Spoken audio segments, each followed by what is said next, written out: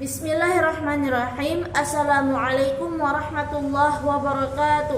Saya sebagai pemakalah pertama akan menjelaskan tentang definisi manajemen. Secara etimologis, manajemen berasal dari bahasa Latin yaitu manus yang berarti tangan.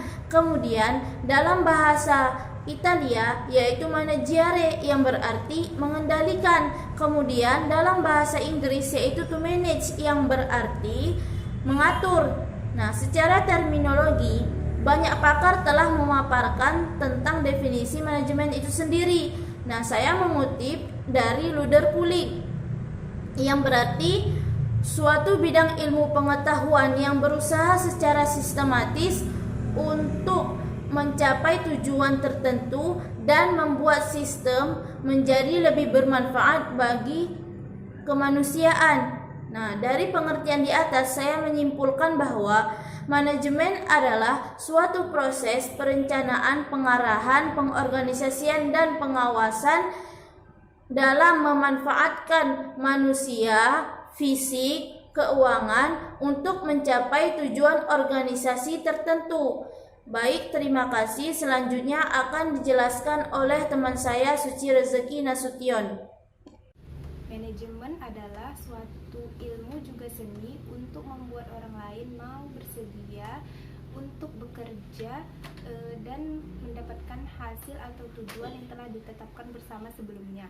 Pada hakikatnya, kegiatan semua manusia adalah mengatur atau managing. Oleh sebab itu, mengatur di sini memerlukan seni. Kemudian, manajemen tidak hanya dipakai di perkantoran saja, tetapi juga dipakai di sekolah-sekolah, yayasan-yayasan, koperasi, ataupun di pemerintahan. Manajemen diperlukan setiap individu, kelompok-kelompok, atau organisasi untuk mengarahkan setiap kegiatan yang dilakukan oleh mereka.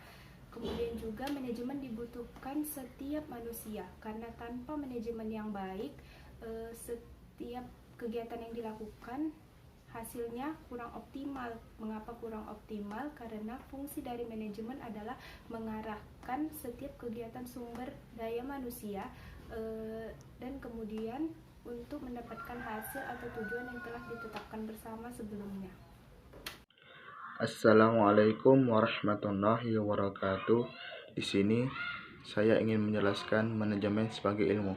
Manajemen adalah suatu tenaga kerja yang membutuhkan banyak orang untuk memajukan lembaga dan bersaing kepada lembaga lainnya.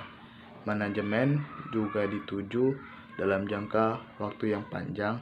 Kemudian manajemen dapat berubah dari waktu ke waktu.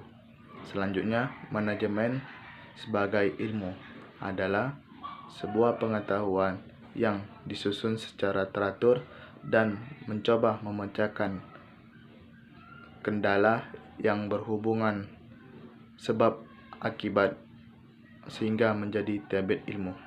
Manajemen berhubungan erat dengan ilmu lainnya seperti pemasaran, keuangan, matematika, dan lain-lain. Manajemen sebagai seni. Seni yang dimaksud di dalam sebuah manajemen ini adalah perilaku seorang manajer dalam mempengaruhi kinerjanya yang mencakup pengorganisasian, perencanaan, pengelolaan, pengaturan, kepemimpinan, serta komunikasi yang baik antara seorang manajer dengan karyawan-karyawan ataupun kinerja bawahannya. Seorang manajer yang menguasai seni dapat kita lihat dengan pengaturan kinerjanya, baik secara tim di dalam sebuah perusahaan ataupun di luar sebuah perusahaan dengan menjalin kerjasama timnya. Seorang manajer yang telah menguasai seni ini akan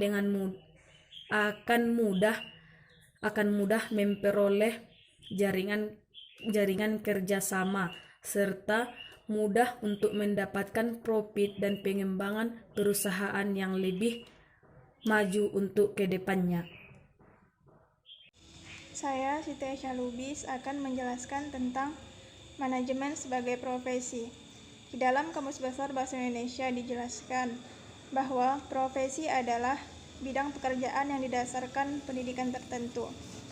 Jadi, dapat disimpulkan bahwa hubungan manajemen sebagai profesi bertujuan untuk menuntut para profesional agar bekerja sesuai dengan kode etik yang dapat diketahui bahwa itu berguna untuk melindungi para klien mereka.